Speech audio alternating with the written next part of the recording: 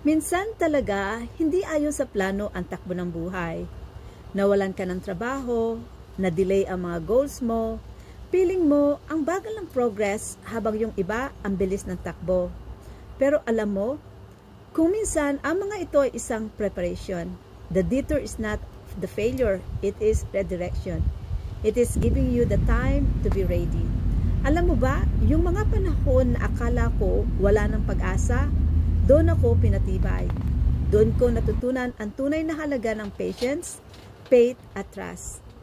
Baka hindi ka nawawala, baka ginagabayan ka lang sa tamang daan. Instead of asking bakit ako, try asking anong lesson nito para sa akin. Hindi kanselado ang iyong mga dreams. Maaring na reroute lang. Delay lang, pero darating din yan. So, sometimes, even detours can lead to something beautiful. Magtulungan tayo, tag your friend nangangailangan ng inspirasyon.